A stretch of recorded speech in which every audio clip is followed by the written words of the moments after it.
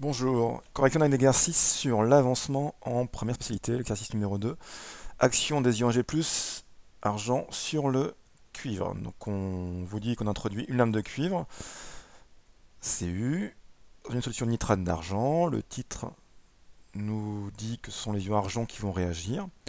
Donc les deux réactifs c'est Cu et Ag+. On observe la formation d'ion cuivre 2 tandis qu'un dépôt d'argent apparaît sur le cuivre. Donc les produits formés sont C2+, et Ag. On va donc écrire l'équation.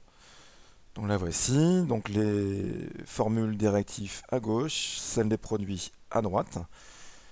Les éléments étaient équilibrés, mais il fallait équilibrer les charges. Il y avait deux charges de plus avec l'ion cuivre, une seule avec l'ion argent. Donc on met un 2 devant Ag+, et donc du coup un 2 devant Ag. Voilà l'équation de la réaction. Deuxième question, compléter le tableau d'avancement. Pour compléter, il faut d'abord calculer la quantité de matière initiale des réactifs.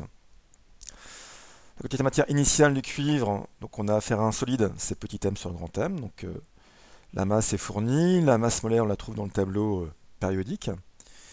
Pour les ions argent, on nous donne la concentration de la solution et son volume, donc N c'est C fois V. Donc on fait attention de bien convertir le volume en litres et on trouve respectivement 2 10-3 mol et 3 10-3 mol. On peut donc remplir le tableau d'avancement. Donc on réécrit une équation, on fait une colonne par espèce chimique. État initial, on a calculé 2 10-3 mol de cuivre, 3 10-3 mol d'ion argent. Et avant que ça commence, il n'y a ni ion cuivre ni atome d'argent. État final, donc pour écrire l'état final, on tient compte des coefficients stoichiométriques.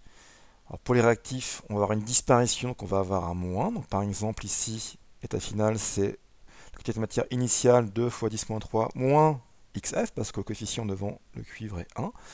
Et comme pour un atome de cuivre, il disparaît 2 ions argent, on aura pour l'ion argent 2 XF. Et pour la même raison, on aura pour C2+, et Ag, respectivement XF et 2XF. Donc le 2 montre bien qu'on va former 2 fois plus d'argent que d'ion cuivre, hein, comme l'indique l'équation de la réaction. Donc voilà le tableau d'avancement qui est complété. Troisième question, calculer l'avancement final de la réaction. Alors faites attention, dans cet exercice, nulle part on vous indique que la réaction est totale. Donc on ne sait pas si la réaction s'arrête parce qu'un des deux réactifs a disparu.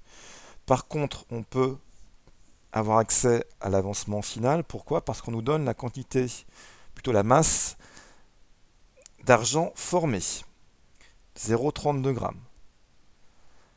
Donc ce qu'il faut comprendre, c'est que dans cette case du tableau, on a la quantité de matière finale de métal argent. La quantité de matière finale de métal argent, c'est, on calcule de deux façons en fait, hein. Plutôt on l'exprime de deux façons, c'est petit m sur grand M, donc on a la masse d'atomes d'argent formés, la masse molaire dans le tableau périodique. On trouve 3 10-3 mol. Et la quantité de matière finale d'argent qui est formée, c'est ce qu'on retrouve dans cette case du tableau ici. C'est bien l'état final. Et dans ce tableau, dans chacune des cases, on indique les quantités de matière. Donc NF argent vaut 2XF. Grâce à ça, on peut calculer XF. Il suffit de diviser NF argent par 2 et on trouve que XF vaut 1,5 10-3. Donc grâce à ça, on va pouvoir calculer les quantités de matière aussi des réactifs à l'état final. Donc là, on a 3 10-3. XF, on vient de le dire, c'est 1,5 fois 10-3. Si je calcule maintenant la quantité de matière finale de métal cuivre, je fais 2 fois 10-3 moins XF, donc moins 1,5 fois 10-3. Il va me rester 5 fois 10-4 ou 0,5 fois 10-3. Pour les ions argent, ben je vais faire le calcul suivant. 3 fois 10-3 moins 2 fois 1,5 fois 10-3. Et il reste rien. Donc il n'en reste plus. D'où la question suivante. La transformation étudiée est-elle totale? On vient de voir auparavant que dans ce tableau, à l'état final, il n'y a plus d'ion argent. Donc la réaction s'est arrêtée parce qu'un des réactifs a entièrement disparu. on est dans le cas où l'avancement final est égal à l'avancement maximal. Donc dans ce cas-là, la réaction est totale. Et la réactive militante, du coup, c'est l'ion argent. Alors, quelle est la concentration finale des ions cuivre? Donc, dans le tableau, on a accès à la quantité de matière d'ion cuivre formé. Donc la concentration finale des ions cuivre, c'est NFCI2+, sur V solution. Donc la solution, on suppose que son volume n'a pas varié, donc on est toujours 20 ml, donc 0,020 litres. D'après le tableau d'avancement, on a 1,5 fois 10-3 mol d'ions cuivre qui se sont formés. Donc là, la concentration finale des ions cuivre, c'est 0,075 mol par litre. Donc bien attention aux indices, je mets un F pour état final, pour savoir de quoi on parle précisément. Donc soyez rigoureux et faites-le bien à chaque fois. Merci de votre écoute.